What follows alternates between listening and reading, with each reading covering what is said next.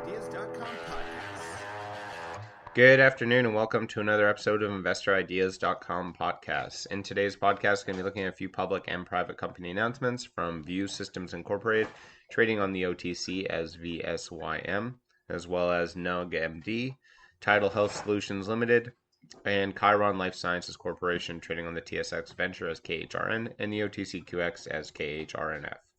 So first starting with VSYM Systems Incorporated, who announced that they will meet today with students and faculty from the University of Cauca to implement their internship program established through a collaboration agreement with Cannabis Taller Libre Community Association. Now, the University of Cauca was founded in 1827 as the University of Popayan and later changed its name to the University del Cauca in 1884. And this agreement with the university allows Cannabis to approach major food and medical corporations that want to enter the cannabis space but are limited by research. The internship program will cover the following areas: so research product on medical properties of cannabis products, application of the products, protocols of product certification, dosing protocols for diseases, and research that derives from the projects of companies that support this initiative. Research projects on benefits of cosmetic products, research projects on social impacts and the development of community proposals derived from the process of cultivation, transformation, commercialization, and application of products. Research, production, and development projects in the process of psychoactive and non-psychoactive cultivation, cultivation for flower, seed, stems, and comprehensive use of cannabis, and cannabis regulation. Now, Cannabis previously announced a site visit of their seed propagation facility near Popayan, Cauca on the Colombian Institute of Agriculture on July 30th. And ICA will inspect, make recommendations, and give the company 60 days to comply after their approval process begins. And Cannabis applies for this license prior to December 31st of 2018. And the deadline for new applications after this date, no more applications are being accepted. The University of Cauca will certify Cannabis products as well as the Cannabis cultivars from their seed bank, and students will also study dosification and efficacy of Cannabis products, giving the company a huge advantage over competitors. I don't believe many cannabis products on the shelves in the US and elsewhere have been analyzed and certified by a 190-year-old university. Dosage has always been an issue with consumers since it's anecdotal, and until now it wasn't backed by research, and right now it's trial and error to find the dosage that works for you, stated John Campo, the president of VSYM Systems Incorporated and Cannabis co-founder. We're proud to be working with the university in my hometown, stated Juan Palo Guzman, co-founder and director of Cannabis. And several other much bigger companies were after this relationship, and we're happy the university recognized our 23-year working with the community, making quality products and promoting a new livelihood, continued Mr. Gooden. So students will work with Cannabis ongoing projects focused on medical and social components of Cannabis products and other initiatives that involve the integral use of cannabis, taking into account the aforementioned and being aware of the importance of each of the academic disciplines in the process. You can find more information in the link attached in the article or visit VSYM Systems Incorporated website. And Cannabis has been working with Cauca, Colombia's top marijuana growing region, for over 23 years, educating the indigenous tribes and locals on the health benefits and legitimate use of marijuana. And you can view the timeline and more information in the links attached to the article. But really, this is becoming a pretty consistent theme coming out of Colombia, or at least out of Latin America so far, especially Colombia specifically, that a lot of the companies that are working there have now started working with universities or with educational programs to start educating the local residents there, as well as also most of them have had a really pretty significant impact with just the general local job market and working with local farmers. So I do like that principle seems to be maintaining intact within the Colombian market, that they are actually working on improving the communities that they're a part of and actually improving the local communities, as opposed to just growing cheap cannabis and selling it to other parts of the world. There is a heavy focus on trying to bring the cannabis knowledge and cultivation practices and really the entire education of the industry to Colombia, so others can enjoy this for years to come and also build upon it. So I think this will definitely be an interesting thing to pay attention to over the next while as VSYM Systems work with the University of Cauca. And hopefully they do get more information and more data. Again, that's still something in the cannabis industry, as much as there's tons of data out there and tons of people smoking weed. The biggest issue is there isn't a lot of heavy focus on dosing and more or less escaping from the anecdotal evidence. Again, because cannabis has been consumed for so long by so many people, illicitly or legally, there really isn't a huge demand for any of these companies to focus heavily on proper dosage, to focus heavily on anything but the actual plant science. And it's nice to see that there is at least a few universities and a few companies focusing on the social impact, focusing on all the other aspects of the cannabis industry, and as well on dosage. Because again, for a lot of people in different parts of the world, that will be a key element for their first cannabis experience, is knowing the proper dosage for their first time. Looking next at NugMD, the US's leading national marijuana telemedicine platform, who announced it's now providing telemedicine services on patients in Ohio. Now, Ohio normally prohibits the use of telemedicine for medical marijuana elevations, but has lifted the restriction for the duration of the pandemic emergency orders. And this makes it possible for patients to get their marijuana recommendation without risking exposure to SARS and COVID-2. So we're excited to join Ohio's medical marijuana community, says Alex Milligan, NugMD co-founder and CMO. We hope that Ohio will see the benefit of allowing medical marijuana telemedicine services to continue for the long term. Even after the pandemic is over, and we don't know how long this will take, telemedicine is an incredibly valuable tool for at-risk patients. Now, the state has not yet determined when the emergency orders for COVID-19 will be lifted, and recently several states have seen a resurgence of the virus and have taken measures to increase social distancing again. At the time of this press release was written, Ohio had 46,970 confirmed cases of COVID-19, and this total reflects a spike in confirmed cases over the final weekend of June. And those at the highest risk of contracting the virus are advised by authorities to remain at home as much as possible. Now, an Ohio medical marijuana evaluation with NugMD just costs $139, and as always, patients who are not approved for medical marijuana recommendation receive their evaluation for free. So NugMD obviously expanding into different states. Really, this is just a good example of possible marijuana regulations, not only in the States, but in Canada and globally, that will be changing due to this COVID-19 outbreak. I've talked about this a lot. Obviously, within the Canadian market, we've seen a lot of changes in BC over the past couple of months, a lot more avenues opening up. And that's not just in the BC province, but also in lots of provinces. They're a little bit less strict on a lot of regulations and allowing more companies a little more freedom when it comes to telemedicine, when it comes to delivery, when it comes to in-store pickup, online menus, and a lot of things that were discussed and sort of put on the back burner with the initiation of these industries in most states and in Canada. And again, now you're seeing this in Ohio, where they are now allowing for telemedicine for medical marijuana.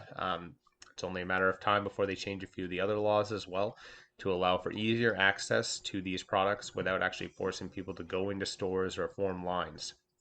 And again, as most of these states and Canada have deemed marijuana essential businesses, I don't see this really changing backwards anytime soon. And I think that what you're going to see is a lot of nice legislative change that's in favor of the cannabis industry if this pandemic continues along the pace that it is. And I don't see a lot of that being reversed, because once it's all in place and once a lot of these companies have established themselves, it would be quite difficult to undo. And also, there would be a lot of pushback from most of the communities that have already accepted this new normalcy to then have to go back to standing in line in medical marijuana dispensaries or doing some sort of different process. So like I said, I think this is a good example of what you're going to see by the end of the year, hopefully, is a lot of medical and recreational marijuana reform, both in the US, Canada, and abroad, and a lot more liberation for these companies to allow them to really get these products to the consumers, because again, there's a lot more momentum building around cannabis usage as well today, especially as new products come out and new formats come out. Speaking of, Tidal Health Solutions announced it is now supplying topical cannabis products for Canada. Our topical products are the result of an extensive research and development and a leading category in Canada, said Mark E. Burton, President and CEO of Tidal Health Solutions. We're one of the few licensed producers providing these products. Now, Tidal's Riva brand focuses on the benefits of CBD, while the Tulia brand features equal amounts of CBD and THC. And both come in 200 milligram and 400 milligram cannabinoids per jar formats. They're both fast-absorbing lotions with a natural eucalyptus extract that provide a pleasant cooling sensation similar to a cool ocean breeze. In my clinical experience, well-developed topicals may be useful for conditions close to the skin surface, such as arthritis and neuropathic pain, said Dr. Douglas Smith, a founder of Tidal Health Solutions and a national expert in the medical use of Canada. They're very pleasant and easy to use. And these products are now going to be available in Ontario, New Brunswick, Nova Scotia, Saskatchewan, and will soon be available in Prince Edward Island and Alberta. So as I was sort of talking about next generation products coming out and that bringing in more consumers, topicals has been the big thing for the Canadian market that many people have been waiting for. This is probably one of the biggest segments of the industry that's going to attract new consumers, specifically of the older generation, so in their 40s, 50s, and upwards. Mainly because for a lot of them, you're not going to convince them suddenly to start smoking weed if they haven't been smoking weed before or haven't really had any smoking experiences in the past. Same thing with obviously the extracts. There's a big learning curve to getting used to most of the extracts that are out there. Plus, there still doesn't seem to be any consistent or easy or cheap modes of using those extracts or actually consuming them. A lot of the dab rigs, a lot of the shatter pens, and even some of the shatter e-rigs that are available out there still are either quite costly for actually quality engineering or are not very safe and sort of user friendly when it comes to someone's first experience. Having a 60-year-old grandmother light up a dab rig is a little bit excessive for a lot of people. But the topicals as well as the edibles seems to be the main market that's bringing in these new consumers. Topicals specifically is one of the ones you're seeing the most demand for. Also is one of the most highly searched elements for cannabis in Canada. So if you're looking up what people are looking for consistently, it is topicals and some sort of skin creams. As again, there's a huge percentage of the population that's looking for this for arthritis and basic aches and pains on their knees and joints. And I think that once you have those products available both in Canada and throughout the US, and that becomes the norm for the industry. That, as well as edibles and beverages, are probably going to be what take over. There was also a few articles today discussing how Canada specifically has been overstocked on its dry cannabis. And as we've seen, obviously, in the first couple of years of legalization, as well as in general, dried flower has maintained a significant portion of the overall product sales. I do see that changing over the next couple of years, especially just standard dry flower that you're going to actually bust up yourself and roll into joints or put into a bong. I do see that most of it's going to be transitioning over to pre-rolls. There's still going to be a pretty decent demand for high flower in small formats and large formats. Whereas some people like to have the tasters, so the smallest formats available, the 1 gram or 3.5 gram formats, as well as going into the ounce and above formats where people are buying their bulk for the week. But again, I do think that that's for most of the consumers who are already in the cannabis industry so far and don't need to be sold on coming into the recreational market. But for the new consumers who are coming in or people who have been on the fence about cannabis for a long point in their lives, it's going to be the topicals, edibles, and beverages, and specifically topicals for a big percentage of the population. So now that we're starting to see through Tidal Health Solutions and a few other companies starting to launch these topicals, I would expect to start seeing some sales increases throughout different dispensaries throughout the country, as well as starting to see a huge uptick in new consumers. Lastly, looking at KHRN Life Sciences, who today announced that Alvaro Torres, KHRN CEO and director, will lead a live on-camera virtual tour of the company's recently completed 15,000 square foot Zerenia integrated medical facility located in Bogota, Colombia. So this will be on Tuesday, July 21st at 9 a.m. Eastern Time. Will be hosted by Alvaro Torres, together with popular Colombian broadcaster Jorge Herman Paredes. This will be the first in a series of live interactive events present by KHRN, and attendees are invited to ask the company questions in real time, learn about the clinic operational model, meet members of the medical team, and discuss the Zerenia health and well-being advantages, including operations during the COVID-19 recovery. And an archive recording will be available after the event. And as well, there are some of the recent company highlights, like KHRN becoming the first and to date only company fully authorized to manufacture and sell high THC medical cannabis for patient prescriptions in Colombia. It signed its distribution deal with Cuida in the EU. It's also entered into an agreement with Nimbus Health, a leading German distributor. Received its first medical cannabis prescriptions for patients participating in the UK's Project 21, and has also been looking at entering into the Spanish market.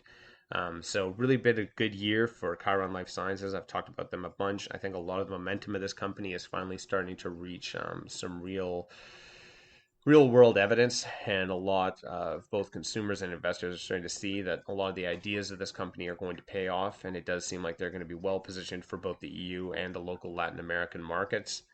It'd be definitely recommended to go and check out this tour, as you can start to see how the facilities compare to some of the US and Canadian facilities that you're seeing. As again, I do think that the Latin American producers, not just KHRN, but the Farmacielo, One World Pharma, and a few others, are going to have a pretty significant impact on the global cannabis industry, maybe not the localized, so US or Canadian markets. But as the industry expands into more of a global segment, which we're definitely seeing now, more and more countries, more and more states, and more areas are opening up to cannabis in some form, most medical, lots moving towards recreational. But I do think that those types of companies in the Latin America as well as Israel are going to be much more the global providers, whereas North America and Canada will continue to be more the premium craft market for the cannabis industry. That's all for today's podcast. Enjoy the rest of your day.